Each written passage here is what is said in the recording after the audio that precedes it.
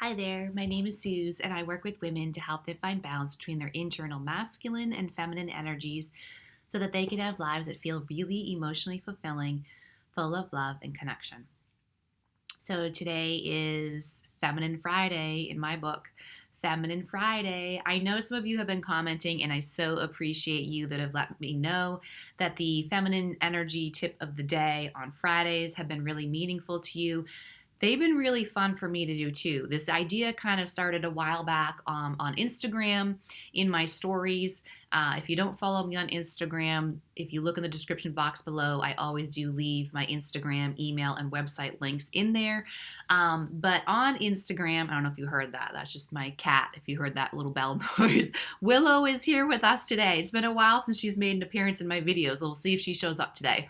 But a while back, I started in my Instagram stories about like a feminine energy tip of the day or like that. And I think I actually did something on my website for a short period of time there too with feminine energy tip of the day. And I had a lot of fun with it. And then I was like, I started this YouTube channel and I'm like, I should bring that over there too, Feminine Fridays. Like, that's kind of fun. So, thank you for those of you who've let me know that these little feminine energy tip of the day have been really helpful and fun for you. I will continue to do this.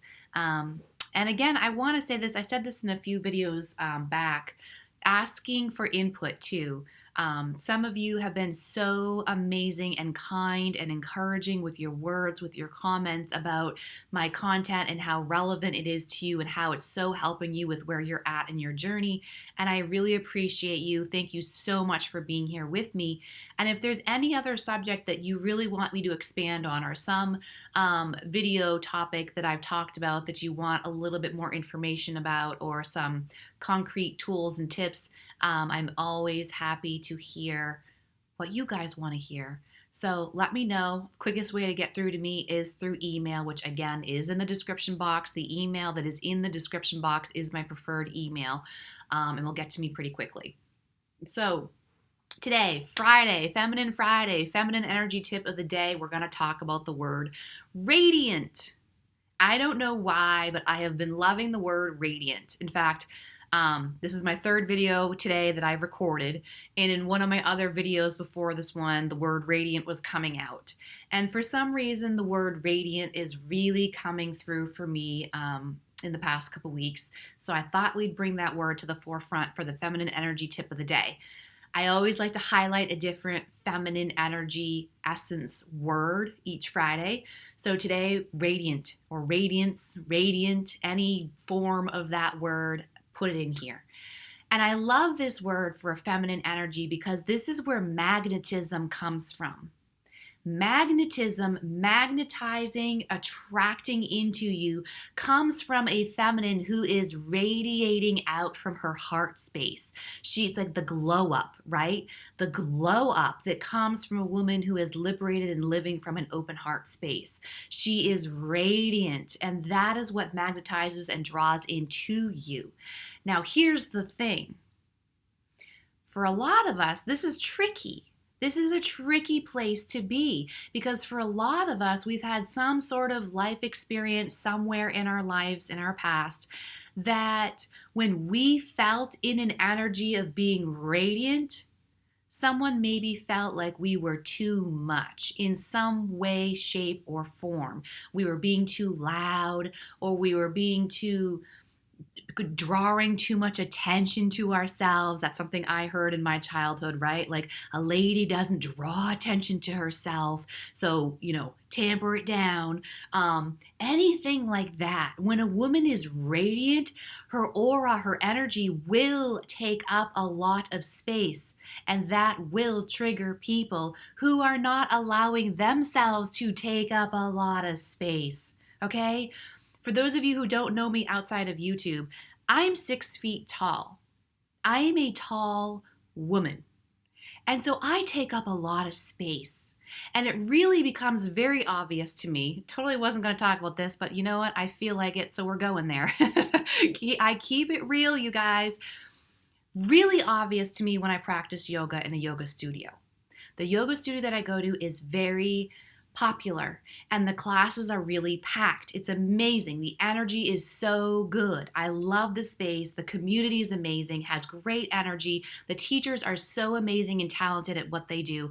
Love the place that I go to. But the classes are very packed, so the mats are very close together. And I have a very wide wingspan because I'm 6 feet tall. And I have very long legs that take up a lot of space when I'm spread out. So it becomes really obvious to me. And honestly, back at the beginning of my journey too, yoga was a huge piece of me giving myself permission to take up a lot of space. Amazing tool for that. So cutting back around, little squirrel moment there, coming back around to the word radiant. Radiant takes up space. It is obvious. When it's been a rainy, cloudy day, or it's been a few days of rainy and cloudy, and then the sun bursts through and it is radiant and the sun rays are shining down on us, you really notice it. Right? It's like, oh, it's so good to have the sun back after like 3 days of gray, cold, rainy. It's very noticeable and it's very relaxing, right? You go out and you're like, oh, and you feel the sun. It's very attractive. It feels a lot lighter. It feels really good. A woman who is radiating out love, pure love from her heart, is very attractive. But in that attractiveness, she will trigger others. So back to today, the word radiant, right? What makes you feel radiant? And this is where I want to do something real quick here. I wasn't going to talk about this. I was going to save this for more of a private forum, but I am going to put this out there publicly because this is really feel like there's something in me that's telling me this needs to be put out there publicly. We so often overlook the tiny little insignificant tools that we already have in our physical existence that we don't understand could bring us everything we ever wanted with what we already have. Case in point being, the word today is radiant. Do you have some makeup that maybe makes your skin look more radiant? Maybe you have some kind of a bronzer or shiny thing or even lip gloss making your lips more radiant, more shiny, right? It's those little things that when you pile them on top of each other in your life that creates a really big, dramatic, noticeable difference. But we think it's like this one big thing that's going to transform everything, and it's not. It's the lip gloss, okay? And then maybe it's wearing a sparkling ring for radiant in the rings. I don't know. Whatever it is for you. Those are just my dumb examples. You know what I'm talking about at this point. What do you already have in your life that brings you just 1% closer to feeling completely radiant? The music you listen to, the foods you put in your body. I'm thinking radiant for me. I'm thinking like I like to drink seltzer water and lemon with my lunch. I love effervescent-y things. That was another word that came up in one of my other videos earlier that I recorded today. Effervescent to me feels like a very similar kind of radiant energy if you're effervescent, right? Drinking soda water, maybe that will make me feel more radiant. Who knows? Let's try. Juice out everything around you to align with this idea of what makes me feel radiant. It's very an individual experience, and that's the beauty of it. You got to get curious with yourself. And that is intimacy. And the more you know how to learn how to get intimate with yourself, the better you are going to be at intimacy with someone else because you've already learned that process with you. So then it's like, again, it goes out beyond you and into relationships, right? It's that self-curiosity, the self-intimacy, asking yourself and not just assuming, But like having an idea of like, oh, maybe this will make me feel more radiant today. Let's try and see. You're very open ended to it. It's not like this has to work. You're not forcing it to work.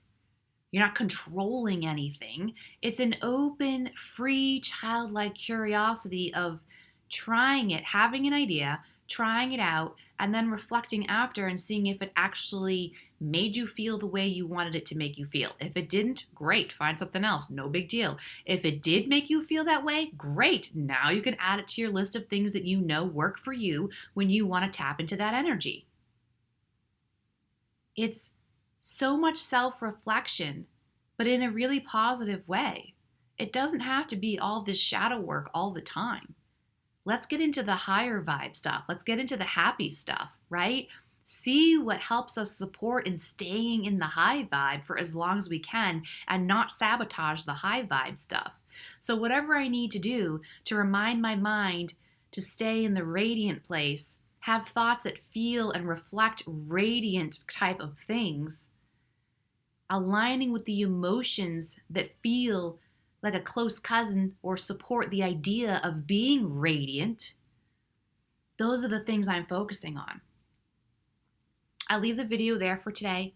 I hope this video helped. Please do leave any comments, any feedback. I love hearing from all of you beautiful souls out there. Thank you so much.